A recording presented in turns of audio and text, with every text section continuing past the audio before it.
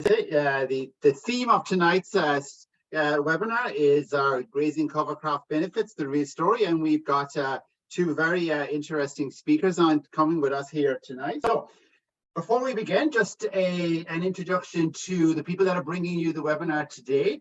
So from Macarthur, so our grazing cover crop committee is made up of people from Macarthur, Beef Farmers of Ontario, and Ontario Sheep Farmers. So it's very much a joint presentation. So myself, James Byrne, I'm the chairman of the committee, and also Don Macarthur is beef cattle specialist. But I also want to go along and say that on our committee we have Christine O'Reilly, Jake Munro, Andrew Barry, and Laura Scott.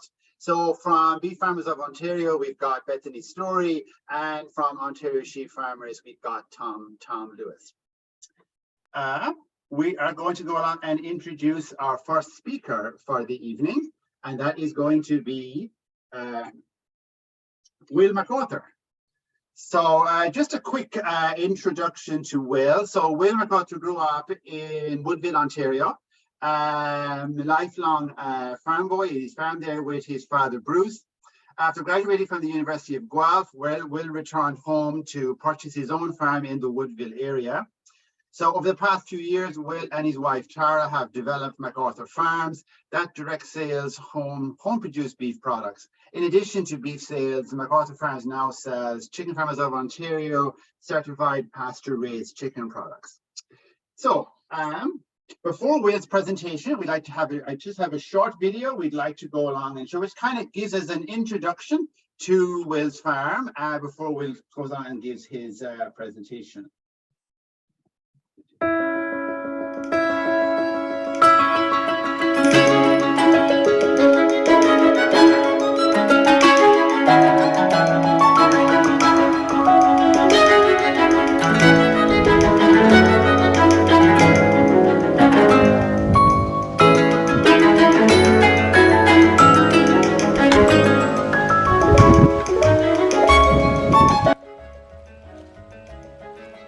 Hi, I'm Will Macarthur. Along with my wife Tara and our three kids, we operate Macarthur Farms, which is a cow-calf, small cash crop, and broiler operation. We are located in Woodville, Ontario, which is about 15 minutes northwest of Lindsay.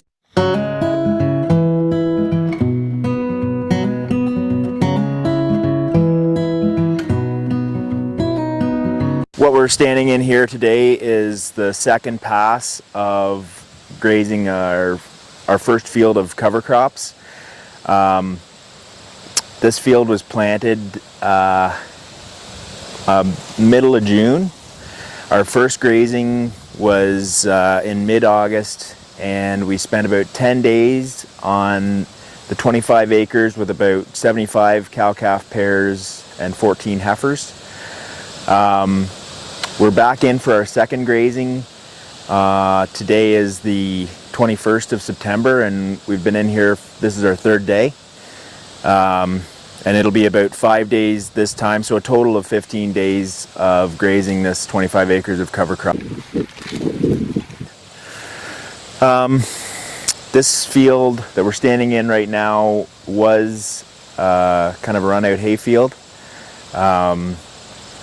It had some drainage issues, so we tiled the wet spots of it and worked it this summer. So what we have in this field is some sorghum Sudan grass. Oats were a high proportion of what we planted originally. None of them have really returned, but they were a big part of the forage on the first pass. There's also some forage brassica, there were turnips and some sun hemp.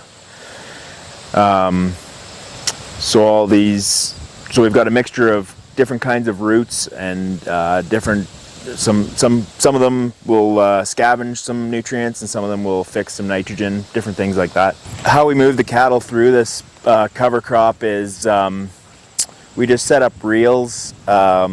I have an app for my phone. It's called Pasture Map, so it allows you to map out your the amount of forage you want to allot per day. And then you can look at the lines you've drawn on your map and kind of follow it along with your ranger or walking or however you're laying out your fence. So on this pass, we're giving about 5 acres a day. The first pass through, we gave about 2.5, and I think we're doing a pretty good job of making good use of the forage and also meeting the needs of the animals. They're ready to move in the morning, but they seem to be fairly content. So as you can see kind of behind me here, this is the piece that they came off of yesterday. In this situation, we don't provide a back fence, so they have access to what they've grazed before. This is so well grazed, I don't think that's really an issue, and I think the main issue with not providing a back fence in normal grazing is that you don't want to return before there's an opportunity for recovery. We'll be out of here long before anything really starts to grow actively again. The main reason for us not adding a back fence is we haven't got water pipeline right across the width of this 30 acres. We do have it through the rest of our rotational grazing, but just haven't made the investment back here on the cover crop area. So the plan for this going forward is this is the last grazing that this field will see. We're getting towards the end of September. Hopefully we see a good 6 or 8 inches of regrowth back on the existing cover crop. We also have already underseeded our spring cover crop. So we're going to use the spring cover crop to calve on starting by the 7th of May next spring. And I think it's important to have this regrowth as well as the new cover crop coming just for soil cover over the winter. This land it's on the sandier side. It's a autonomy loam. It does drain reasonably well. We'll have to keep an eye on it. This will be our first time calving in May. So it'll be a learning experience, and what we do with our calving date going forward will kind of be dictated by how it goes this year.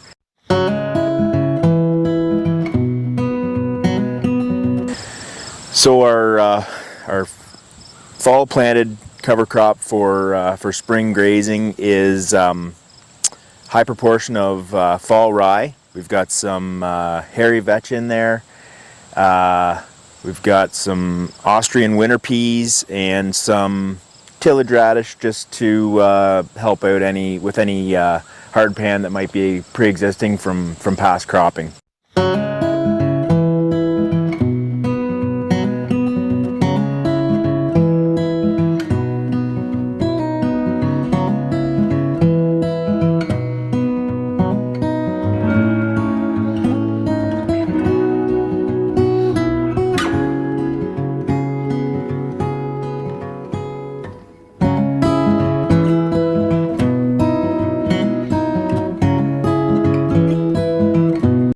We all set? Yeah, we're good to go.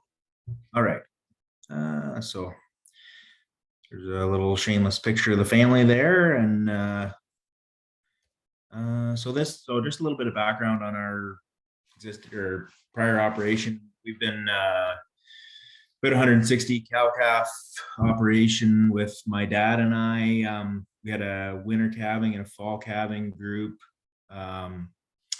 We had I would say we were mostly on non-rotational grazed pastures, and then the cow herd ate a high proportion of stored feed, and were bedded due to a lot of them calving in the winter, and even just having young calves over the winter out of our fall group. So very labor and iron and fuel intensive operation up to this point. And we hadn't used cover crops. This spring we completed a succession plan with my father, and I took over basically my father's share of management, cattle, inventory, and equipment. So going forward, we've reduced cow numbers to about 100 cow-calf pairs. We'll be moving our calving date to about a 60-day window, May and June. And we're moving to allowing the cows to do most of the harvesting, and really trying to get the equipment out of the operation on the cow side. If I could get our feeding days down to 2 months to 2.5 months, or even lower than that, I'd be really happy. It looks like we've got a good opportunity to graze late into the fall this year. So try to just make good use of cover crops for supplemental feeding through the year, and then off-season grazing as stockpile forage, and then leave those yards empty over the winter. Part of what precipitated this change was I attended the Ranching for Profit course in Oklahoma last spring, and that was really good course, and a bit of an eye-opener for me for sure. And it really affirmed some of the things that were kind of bouncing around in my head. So onto the focusing more on the cover crops end of things. Where do they fit for us? We've kind of got 4 areas that we think they really fit for us. And we've employed all 4 this year and leading into next spring. But that fall planted that I talked about in the video there, just to get going on our spring calving, and then the spring planted warm season cover crop that was kind of the highlight of the video there. And I think it'll be nice if I can get that planted about a month early. It probably would be a benefit to get more use of it over the season. And then we've got summer planted like oats into a wheat field, or any short season crop like that, and then interseeded into corn for grazing corn stubble, or even standing corn, which is something else we're moving towards as well. So basically the oats that we're going to start grazing next week are actually purchased from a neighboring cash cropper. So we didn't plant those, but the 3 cover crops we bought this year, you've got the interseed there. You can see the different varieties of what we've got, the warm season and the fall for spring grazing. So you can kind of see the different varieties of each item that we've used. I would say we'd likely reduce the oats in the warm season.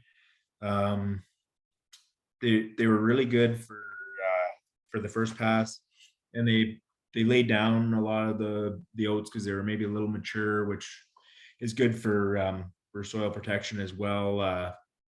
It's just we've got to find a balance between maximum amount of feed produced over the time, and also what's good for the soil. So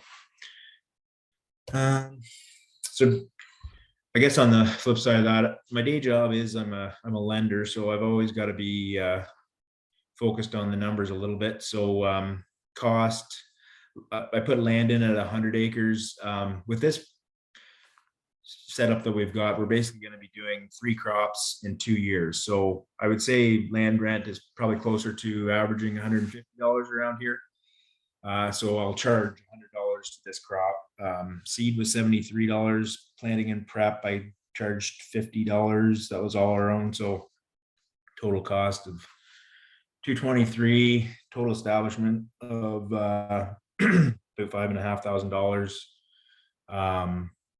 So I've basically considered the 75 pairs and 14 heifers to be 156 animal units, which is an animal unit, for those who don't know, are 1,000 pounds of cattle, or the need to eat 26 pounds of dry matter a day of demand. So On a per animal unit per day basis, we cost ourselves about $2.38.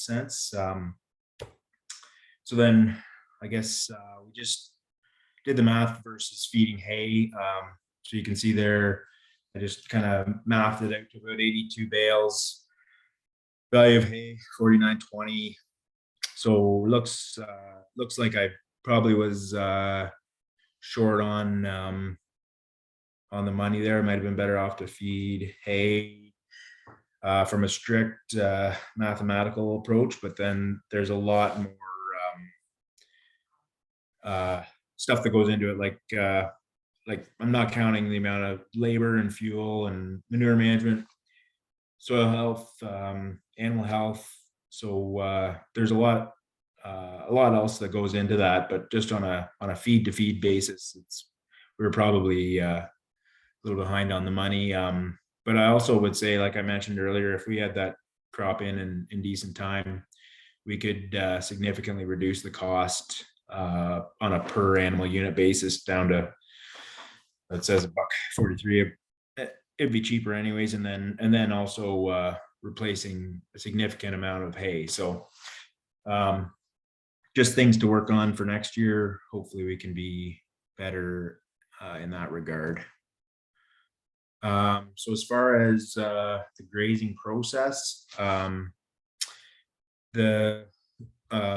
we basically just, like I said, set up the fence based on mapping it out on that app that I mentioned. It was daily moves. They were fairly non-selective. It was kind of interesting. The very last thing to get eaten was the sunflowers. They did eventually munch most of those off, and then that was about, if I was early one morning, you'd probably see the odd sunflower still out there, which was kind of a good indicator that they weren't too hungry, but they had utilized all the forage. So we had a high utilization of the forage, and as is the case most times in the cattle business, a lot of it ends up going out the back end in a more usable form for the soil. So I think that was overall positive.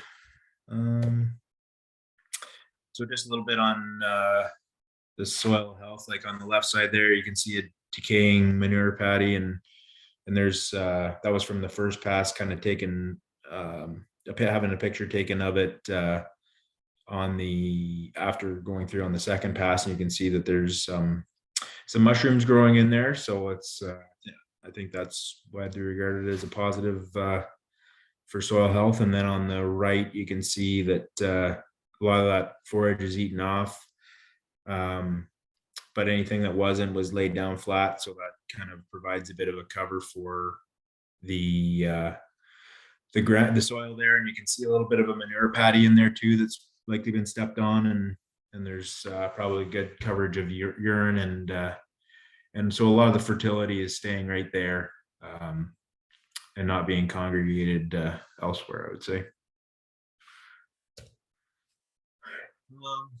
So I guess where do we go from here? More fence and water development, I would say. We've got about 160 acres of cropland in a three-way rotation. So we'll push more cover crops after wheat and interseeded in grain corn and grazed about this time of year.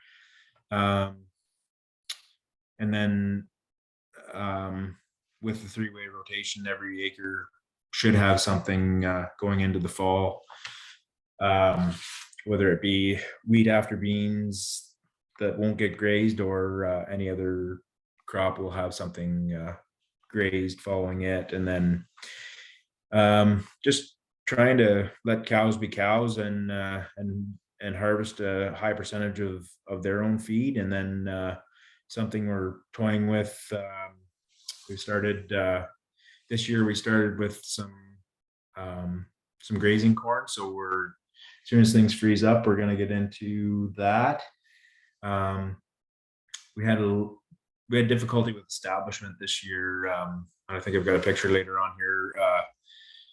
it didn't the cover crop just had a hard time establishing with the aggressiveness of the corn, and we were light on water here for a stretch as well. So some years it works great, other years it doesn't. I think 60 row twin row corn could be an opportunity to still provide the same amount of corn forage, but then also supplement that with a more robust cover crop. And then there's the picture. That's kind of the best spot of the field that I mentioned that we'd interseeded some cover crops into. So we'll see how that works out for us this year. So I would say like specific performance of the animals was kind of hard to nail down. I mean, I think they were content. Then they ate everything, so that was a good start for a first stab. And manure consistency seemed pretty good. And for sure, cover crops will continue to be incorporated in our operation and work towards extending the grazing season. And the big thing is save on stored feed. That was something that was a bit of a eye catcher for me at the Ranching for Profit course. The lead guy, Dallas Mount is his name, mentioned in part of the course that the highest correlator between profitability in cow-calf operations is number of days of fed stored feed. So that really got my wheels turning, and that's what's been a big part of leading us to here. So I think that's it. So I'll stop sharing. Thank you, Will. That was all very, very informative. It was really good to see that slide there about your how you had penciled out the actual financials, which I think is a really important thing for everybody to do, is when you are grazing cover crops to know what is the cost of grazing the particular cover crop. And so just to move on to some questions, and we do have a number of questions here. I'm just going to read them out for everybody. So I'm going to go here to, so Ron had a question here about how and when did you plant the spring cover crop into your existing crop? I planted that with the no-till drill right after my first pass of grazing. So as soon as we were through that first 10 days, I loaded up and just no-tilled right into that cover crop. So that cover crop in the video had been drilled into, so it was it recovered fine. We've got a case 5400 drill, so it's got the Coulter card on it, so it did provide some disturbance, but the crop came through it really well. Okay, thanks, Will. So Lilia had a question here, and it really goes back to that slide you had there looking at the actual financials. So the question is, what is the land charge for? So you had $100 land charge there put in. Yeah, I think it's important that it's basically an opportunity cost. If you're using your land to do something like grazing, you have to think everything has to go back to the least common denominator, which is, well, what can I do if I did nothing and just rented this ground out, right? So I think it's important, and that's another thing, not to harp on the Ranching for Profit course, but that's something else that they really drive into you is you've got to make sure that you at least are doing better than if you did nothing. So I guess that's kind of the point is, just like that $100, like I said, we're basically growing 3 crops in 2 years on, I've got that 30 acres and another 30 acres that'll rotate between the winter corn grazing and then the summer cover crop and then into the fall cover crop. So it'll be a 2-year rotation of where I'm doing each one of those things. So that's why it gets charged $100 versus $150. Thanks, Will. So Jennifer had a question here. Do you use any legumes in the cover crop mix, and has this allowed you to cut down on the in-fertilizer on the small grains? Do you account for that in your costs? My hope is to use, like, I've got a fair bit of clover in there, and some peas. We also used that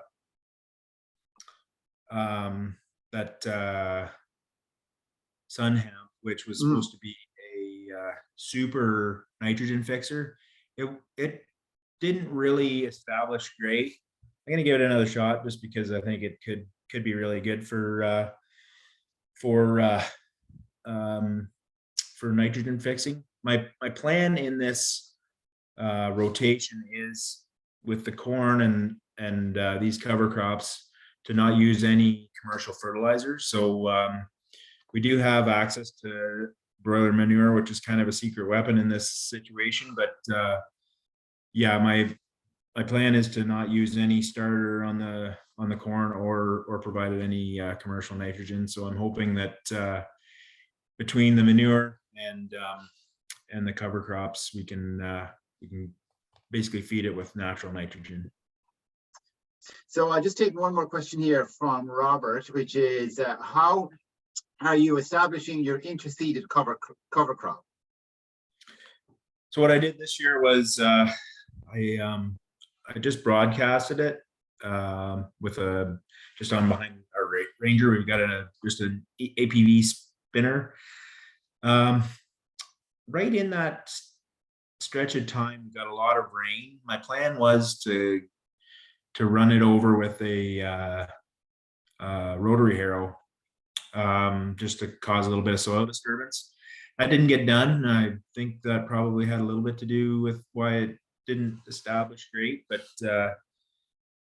I'm hoping to have some sort of system set up to create more disturbance. And I think it'll be a little easier next year if we're on twin row 60-inch rows rather than just our regular 30-inch row, just to maybe not take out as much corn and cause a little bit more disturbance to get those seeds in the ground. So, and yep. Go ahead. No, that's yeah. No, I was going to say I'm going to take just one more quick question that I think won't have won't take too long to answer. It's from Hoyting. Is how much time do you normally take to change the cattle daily? Because in the video you had said that you kind of change the cattle on a daily basis. Yeah, like I spend more time getting to the field than I do changing cattle. Like I'll take an extra hour here and there throughout our whole grazing because we're pretty much all adaptive. But I've got a pretty good system for slapping up a bunch of fence in a big hurry. But I mean, if I'm set up, you can physically standing there, open the gate and let the cattle through and pick up the fence. You're no more than 15 minutes. And it's a pretty enjoyable part of the day for me. And we had a really nice summer for doing it. We didn't have a lot of rain. I guess we had a wet summer, then it'd be a little bit more of a slug, but no, it goes really quickly. Like the cattle train to it really quickly, and they know exactly what's happening when you move in there. So thank you, Will. That's great. Now I'd like to introduce Dean Manning. I'm just going to add Dean there. So thank you, Dean. So just to give an introduction to Dean, Dean Manning hails from Falmouth, Nova Scotia, and along with his wife, Catherine, operates Manning Family Farm. The farm is a mixed operation consisting of greenhouses, vegetables, grain, and beef cattle. Dean and Catherine returned to the farm in 1997 after completing their degrees in plant and animal sciences at the Nova Scotia Agricultural College and working off farm for about 10 years. In 2021, the Manning Family Farm was awarded the Environmental Stewardship Award from the Canadian Cattlemen's Association. Dean sits on the boards of the Nova Scotia Cattle Producers, Maritime Beef Council, and the Canadian Beef Cattle Research Council. So Dean, welcome, and looking forward to seeing your presentation. Okay, thank you, James. Okay, good evening, everyone, and nice to see everyone virtually to do a presentation. So just want to give you a little background of our operation here in Nova Scotia. We have it's an 80 head cow-calf beef operation, and we do spring and fall calving, and part of that is we do market garden and greenhouse here as well, and it's more of a family, I guess, a family run operation. So to spread the labor and that sort of thing out, we used to be spring or through the winter, and then we switched over years ago. We went fall calving, then we said, well, let's shift our workload a little bit. So anyways, it seems to work, that April, May calving and the August, September calving. And the cow herd is basically, you know, Angus based. We use Simmental and Limousin, and anything that will, I guess, give us a premium on the feeder calf market that's where we mostly market our animals. We do some with our farm market here on site. We do an online store, and we do some freezer beef that way. So, and our greenhouse vegetables and our market garden is basically farm market style. We don't grow any one large commodity. We have just quite a multitude of lots of them. We'll put it that way. So the other thing kind of unique about our farm here in Falmouth is we have a golf course on one side of us, and on the front of our farm we have a subdivision, and pretty much similar to the back of the farm, but our farm does open up to the dike lands. And anyone that's familiar with that, it's where the dike it's been Acadians like years ago started the process and reclaimed the land from the seas, and diked it, and was able to take the water off it, and we can grow great crops on it. So just a little background on, I guess, what we have used for cover crops in the past. When we started, I guess it was more just simple mixes, and one species mix. Basically, we used winter rye, and we used annual ryegrass as well, and it's usually after the market garden crops. And let's say anytime we might have had a crop that we had turned up just to kind of cover the soil. So, and with the winter rye, like we'd either, you know, we can either graze that or we can leave it for cereals. And then with the annual ryegrass on the market garden, we were able to, you know, usually get a grazing off of that. And that, you know, typically would be seeded in August or early September. So with grazing winter rye, there's a couple of options that you can do with that. And then the thing I like about winter rye, and I didn't put numbers, I guess, into my presentation tonight, but I can tell you that pretty much rye, especially when you grow your own rye, and if you have it clean, it's probably one of your cheapest cover crops you can put in, and it's the cheapest, the toughest, and it's one of those ones that it'll pretty much do anything for you that you want it to. You just have to manage it a little bit.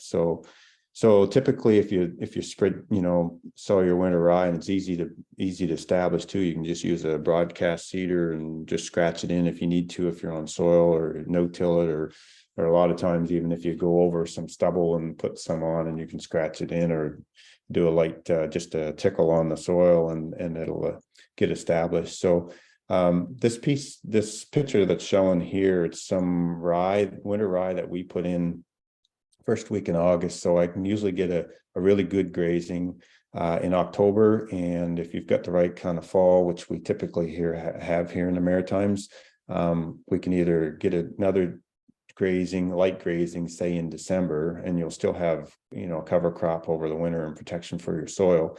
And the other thing that's happened too with doing all these, you know, shelter belts and biodiversity, we have a huge wildlife habitat now. So if not for your cattle, the deer will certainly appreciate it for the winter. Now, the other thing is, if you plant at traditional time, like September and October, and we can plant, you know, late October, early November, we'll still have germination and cover through the winter. And, you know, you can get an early graze in the spring if you get establishment, and it can take a couple of weeks off of your winter feeding, or add a couple of weeks of grazing to you, because typically we would turn out on permanent pasture mid-May here. So that last week in April. You can get some grazing with that with winter rye. So in 2018, I wanted to try something a little maybe more complex. So with the sort of oats, tillage radish, and a vetch in a mix. Just kind of mixed it up. I think, and I don't have the specific numbers, but it was something like 70 or 80 pounds of oats. It was, and 4 pounds, I think, of tillage radish, and probably 5 or 7 pounds of the vetch, just to see how it would work. And it did work really well. We seeded that, I believe, I got it right here. Yeah, seeded in the second week in August, and it was ready to graze in October. And this slide here shows just the calves. Those would have been March calves, so they were grazing that in October, and it was a pretty good feed package actually, and surprised how long it lasts too. And the radish, so that rubber boot there would be size 11, and so they had some pretty good growth. Now the thing you have to watch on the tillage radish around here is not to seed it too early, otherwise you get top growth and flowering as opposed to root growth and tillage. So do have to be mindful of that. So last year we partnered with Perennia. They came to me and they said, well, do you have some winter wheat or a crop like that that's coming off that you consider putting a cover crop on? I said, yeah. I said, we have some winter rye. I said, what do you have in mind? So anyways, they came up with the species and the mix that they wanted to try in this area. And so what we did here was we just took a field of winter rye that we had taken off the 1st of August, and it was 11 acres in size, and it's kind of an overhead shot of that crop. And this 11-way mix, it included the fall rye, and there's the percentages there. I'll just read them off quickly, but we had the Austrian winter pea, the hairy vetch, crimson clover, turnips. We had hybrid brassicas in it, phacelia, sunflower, some nitro radish, Persine clover, and forage kale. And the only thing I noticed was I think we're probably a little late for seeding for our sunflowers. They germinated and started, but the first few frosts kind of took those out. But I think pretty much everything else did quite well. So, one of our goals on the cover crop, and I have to back up, and I'll include this part in my talk a little bit further on, but we do winter grazing on corn, and it just kind of needs something or want something that would fit in a rotation with the corn, with the winter rye, maybe some legumes and some perennials, and this kind of fills the gap. And because our goal is to keep the cattle on pasture and out of the barnyard or confinement feeding as long as possible. A couple of reasons. It's kind of obvious with the, you're not hauling and spreading manure. There's huge animal health benefits by leaving the animals outside, and the discussion that always comes up and the approach now with carbon sequestration, nutrient recycling. The more you have that's green, the longer in the fall, the more of these this activity that's going to take place in your soil and from the atmosphere to the ground. So that's something we're trying to accomplish with it. So all we did with that winter rye, it was a pretty good clean field. We just went in, did one pass with a disc harrow. We have very basic equipment here. I mean, we're not croppers. We just most of it goes with the market garden or anything we need to do with forages. But we have a no-till drill that we can, it's a community drill we can rent from Perennia. But typically, how things go with rentals in a sort of, even though Nova Scotia is small, it's probably, I think it was at the other end of the province when I kind of wanted to use it. So I said, no worries. We disc it. We just have an older conventional grain drill here. So we just ran the seed through that. I did broadcast some fertilizer on before we planted. And the reason I kind of focused a little bit on the fertilizer was where we used the fall rye to kind of scavenge any nutrients that was left from the corn crop that was on before the fall rye. It didn't have a whole lot of fertility on it. So we put the 280 pounds of 21,618, and then in October, we'd gone through a dry spell for a little bit, and then got some moisture again. So had just a little bit of fertilizer left, and I said, well, let's put it on, not realizing fertilizer was going up nicely this year. But anyways, it doesn't matter. Done is done. So we used 3 different seeding rates on this piece, 60, 70, and 90 pounds per acre on this mix. I didn't do, the scientific data collection on it to see which yielded more than other than just observational. And it's like any crop growing. Most crops will fill their space if you give them time and space. So, I felt, I could get just as much yield off of the 60 pounds to the acre. I think the seed company where the seed had come from recommended 80 or 90 pounds, like the heavier rate. But I think if you have enough time and the fertility and the moisture is there, it's going to fill its space. And by having the fall rye there, previous that, there's always some seed left over, so it would fill in the gaps as well. So we seeded the crop on August the 24th, and we started grazing the first week in December. So we grazed our perennial crops up till then, or forages, and then the 1st of December we started. And with that piece, we had I think it was about 45 like bred heifers or replacement heifers, that size of animal. There were probably 11 to 1,200 pound animals. There's a few calves in there as well.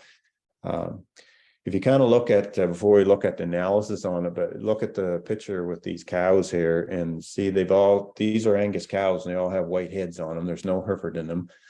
It's just snow. And they just love this feed because somewhere through that grazing period, we had 6 or 8 inches of snow, and I guess you can see how deep the snow was. They're up above their eyeballs looking for turnips and whatever else was underneath there that they could forage on.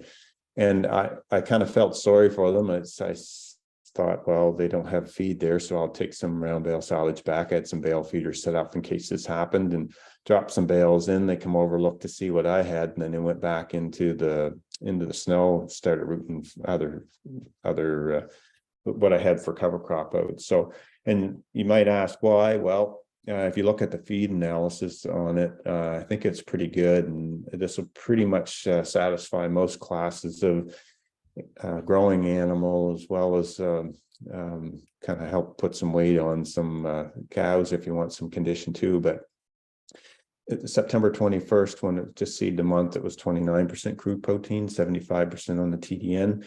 And then in November 26th, just before we started grazing, it was 15.5% crude protein, 70% 0.8 TDN. So, and the yield on it, when did the dry matter yield, I was a little surprised that, it doesn't look like there's a lot there, but there's actually more there than you think for.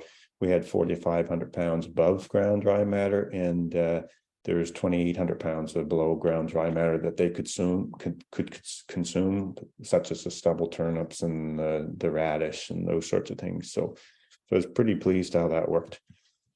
The cattle response to this, it was very, very good. They were content. I always find, like, when you get into that time of year, if you're grazing stockpiled grass and forage, if you get some weather that's wet or undesirable, that they,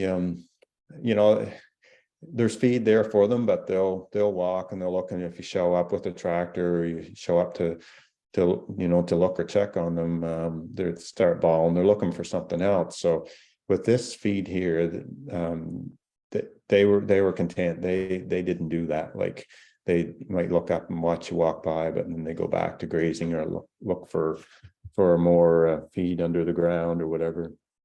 And one thing I did notice is, like, this whole group of animals is kind of the first time this group had grazed turnips and, gone into a cover crop system. And it took them probably 5 or 7 days to catch on to root those little turnip roots around. And I guess a big part of that was like when we started grazing them, of course, you had the top growth, so they had to get through that first anyway. So, and then they would dig into the stubble turnips.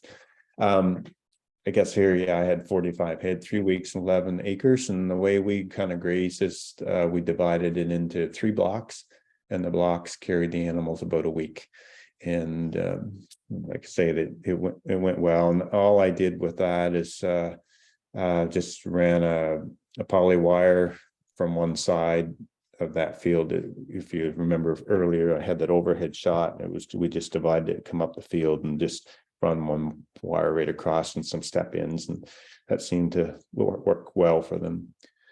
So this year I thought, well, since it worked really well last year, I'll try to, I'll be smart and do something even more exciting. So I did a summer fall grazing plan, and so I said I'll put some oats and barley together and put down a brassica. Hunter brassica is the one we used in a kind of a grazing white clover, one that was a little more aggressive than some of your traditional ones. And we planted on some winter corn grazing acres that we did. So and there's a shot of when I was grazing. It was probably a little past when I wanted them to go in there, but that was fine because in that regard, the oats were ready and the barley was ready to graze, and the brassicas down below were good, and everything was looking good to go.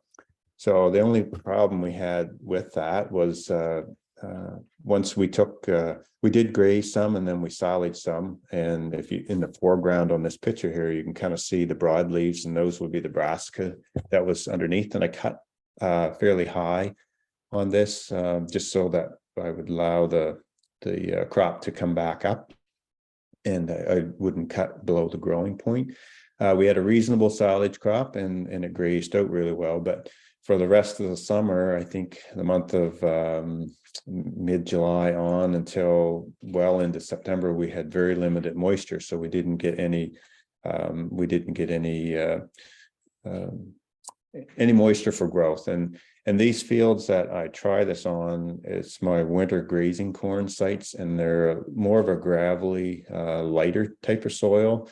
And I do that on purpose, or for that reason, just because we have a lot of moisture here in the Maritimes, so it can get quite wet. So I kind of don't want too much punching up going on when we're grazing the corn. So I felt on this piece here, the underseeded brassicas and clover died out. I wasn't really happy with it, so I just went in about mid-August and just run the disc over once, and then broadcast some winter rye on it. And actually, it's got a good catch on it there now, but it took a while. It's the slowest I've ever seen winter rye grow and catch on something, just because we had the limited moisture. Any crop needs moisture, and even in the Maritimes we have dry occasions where we don't get moisture that we need. So why am I growing cover crops, and why do I like them? Well, if you look at this picture here, if you can kind of see way past the cattle, sort of up on the ridge there, this is where I kind of winter them. It's a kind of a knoll and a hill, and I divide that up into strips. So there's corn 1 year, there's alfalfa on a piece, and I want to extend the grazing season. I don't mind doing chores in the barn, but if there's an easier way, I'd like to do that. And this is one thing I found with grazing corn and using cover crops, that you can get out of the barn, and basically all you're doing for chores, it's recreation. You walk back to the field. We need our exercise, so that's good. So just move a couple of strip wires or fences, and then your manure is all spread, the cows are fed, and you just stand there and watch them munch on corn or cover crops, and everything is good. And it fits well into a corn grazing rotation. So, and I just want to touch on the corn grazing a little bit, just because it does fit in with the cover crops. With the corn grazing, what I found is the high stocking density is what you need to go with. Like you want to make sure, or for me, what worked really well is 2 days is all I really wanted them on a piece. And that way I was ensured that they'd go in, they'd knock everything down, they'd eat all the cobs, and all that's left are the stalks. And it keeps the cattle in the field. And like if you look in the background on this, like where we corn graze, we have mixed forest or woods all around, so we have shelter for them. And in those sites there's water and there's everything you could ask for cattle. And like if you look at animal impact, this is what it looks like, you know, when you've moved to the next section in the previous day section. So you've got that manure spread around, those corn stalks are all smashed down into the ground. And I always kind of come in behind them with some bale feeders, and and the rule of thumb for me is 50-50. So if they're eat half their diet or dry matter intake is corn, whole corn off the cob, and the cob itself, the other half I want to make up in forage, whether it's baled hay or silage. And one of the things I've noticed, we've tried putting in annual ryegrass and clover, and that works really well. But I thought, you know, I said, well, I'm always trying to be, I guess, cheaper, economical. And I said, well, what's there in the soil already? Is there a way to manage that without having to buy the seed?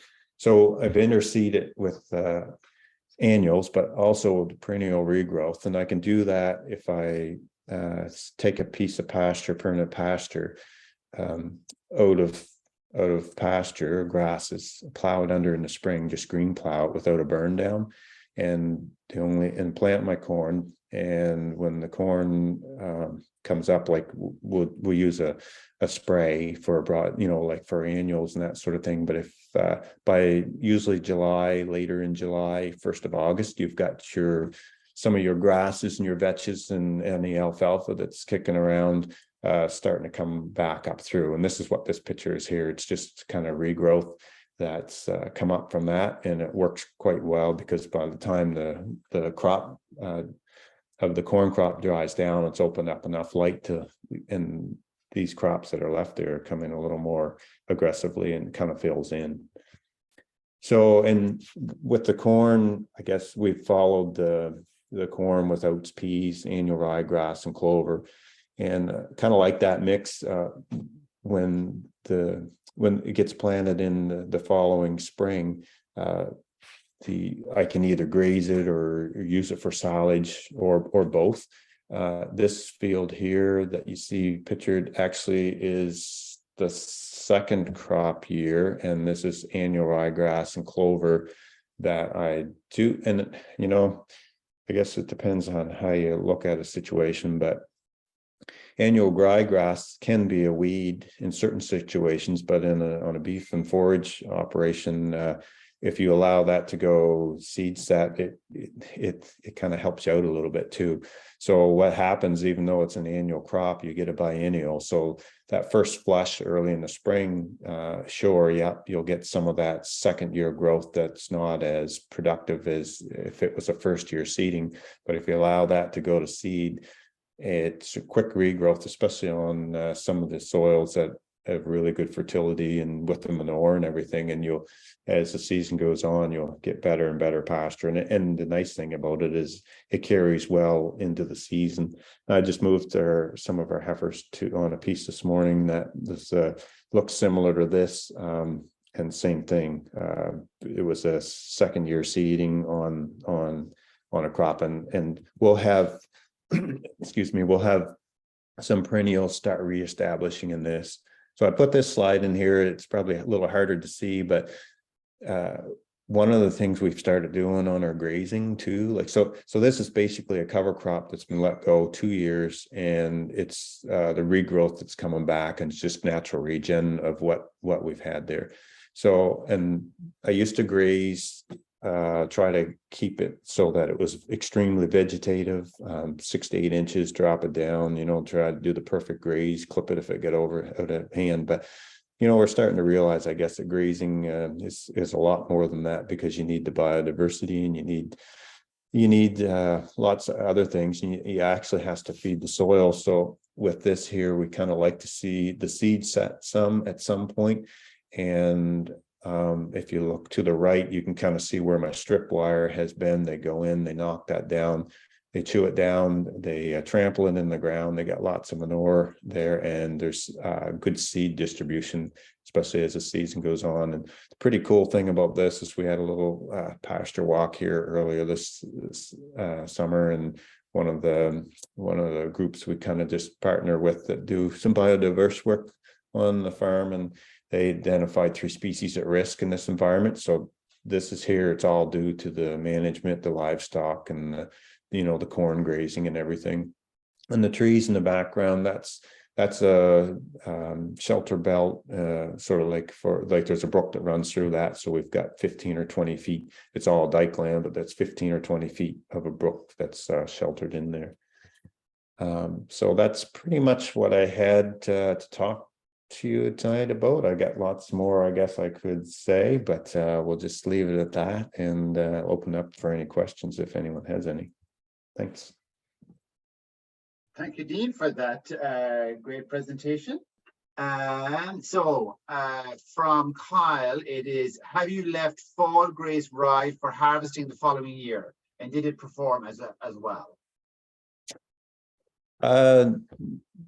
The fall grazed rye usually, yeah, I guess I have in certain places, and it will perform. It's like what I find with the fall graze, like usually you get some regrowth come back anyway. So sometimes, especially if let's say we seed seed it a little earlier than it should be, you really need to graze it, just because you could get that smothering or that idea with it.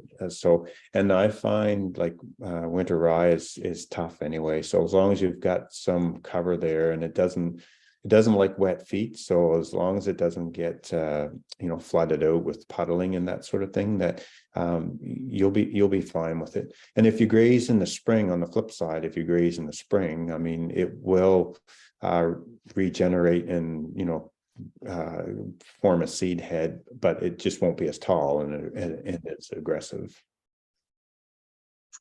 Thanks, Dean. So just a question from Christine, and it relates to this. So does light grazing encourage cereals to tiller the way it encourages perennial grasses to tiller? So I'm thinking of grazing the fall rye. Do you get a little bit of tillering from that? Or do you kind of notice that? Yeah, you can notice that. I think you get, and that seems to be what happens, because that first slide I had, like how it was so dense and thick in there. So they'll graze that down quite short. You can take it down an inch and a half, and then you'll get some tillering come back in there. And it's kind of fun to play with. Like I say, it's not a big cost. It'll give you feed. It's pretty much guaranteed feed that it'll give you. And then, you have the option of trying to use it, whether you want to leave it for cereal and look after it as that kind of crop, or if you want to graze it early in the spring and then take that crop out and put another one in. And we've even put some on broadcast, had a intense kind of grazing, take it down short, and then in the fall, and then go in and broadcast winter rye on it, and you'll have winter rye in with your permanent pasture in the next year. You do have to manage it though, or else you'll have 6-7 foot rye in with your pasture, and it does what rye does. So what are you considering, or how would you consider high density grazing on corn, say animals lot size? Oh yeah, okay. So let me see. Just to kind of give you a number, we'll give them a strip of, so it would be say 150 feet wide. And I haven't got the math in my head here. Someone could do a quick calculator, and we'll give them about 15 feet. So if you do the math, 15 by 150, and typically I'll have about 25 to 30, mature animals on that. So that would be the density. It's so that when they walk through it, after they've passed through it 3 or 4 times, they've got it smashed down. Yeah. And depending on the class of animal, sometimes you can give them a little bit more or some a little bit less, but that's what I like to do. And on the corn as well, usually what I'll try to do as well is I'll have 2 or 3 strips prepared so that, you know, if they, corn's tall and they like to reach and pull, and if something pulls over a fence and somebody's not, you know, paying attention to the fence and they go into the next piece and they don't have the whole field, then they're just in tomorrow's block. You know, that just kind of risk management, I guess, because it happens. Yeah. Thanks, Dean.